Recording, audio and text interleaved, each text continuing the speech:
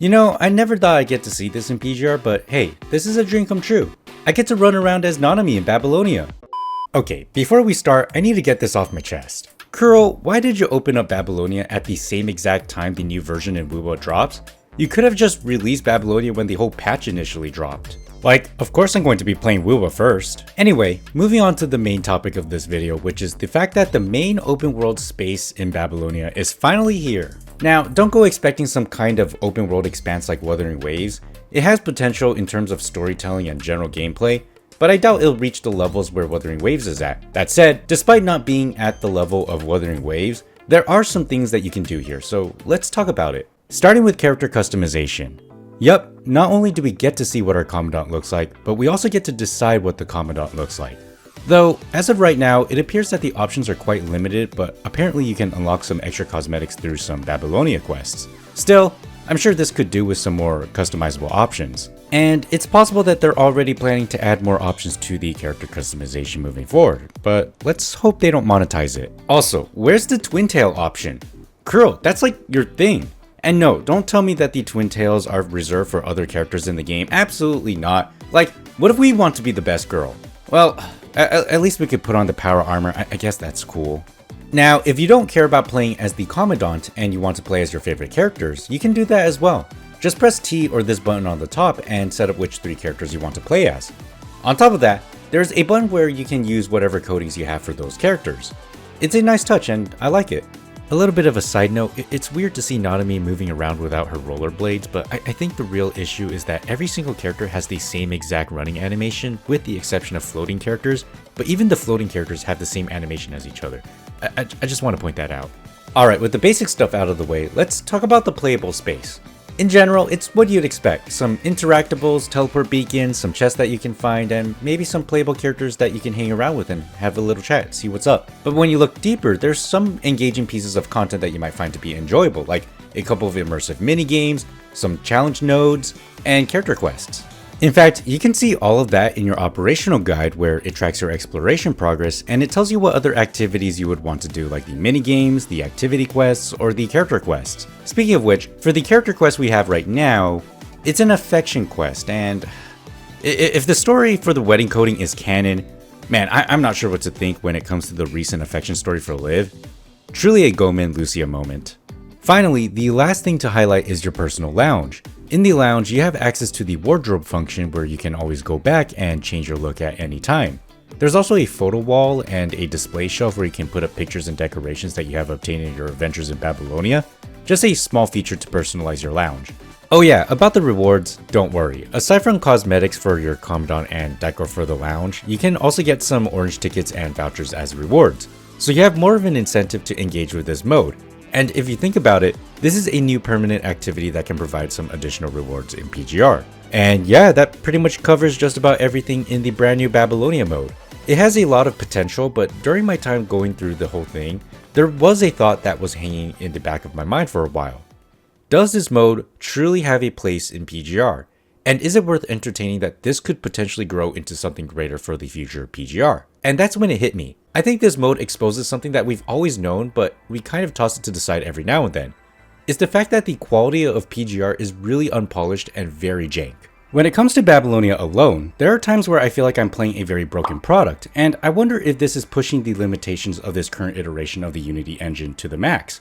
Like, it's cool to see that there are times where characters break out of the mold of using stock gestures and try to have some more unique natural movement. It comes to show the amount of effort that was put into this. But at the same time, not every scene is like that, which brings out a bit of inconsistency in its quality. And to make matters worse, there are cases where the characters get deleted out of existence in certain scenes, making the whole thing feel very jarring. It's almost as if I'm watching a game slowly crumble before my very eyes. And then there's the fundamental basis of the quest experience in this activity. What exactly are you doing the whole time? For the most part, all you're going to be doing is standing there and talking all day with some characters. Now, I will say that some quests are tied to the minigame activities, making everything feel more interconnected, which I do appreciate. But for everything else where you're not dealing with the actual minigame, is any of this really that engaging? You see, during my time in this mode, I was questioning the value of the stories told in Babylonia because majority of the time, I was mostly dealing with discussion scenes, and over time, I was struggling to stay engaged. Now, In terms of the story itself, it's serviceable. The character quest is, well, an affection quest, and the other quest has to do with the trouble in the commercial district. But somehow, I felt like I was going through the motions. A part of me wondered if I was just watching a visual novel being presented in a 3D space. And it made me think about the merit of a visual novel versus what we have here. You see, when it comes to a visual novel, it makes sense that it's written like, well, a novel.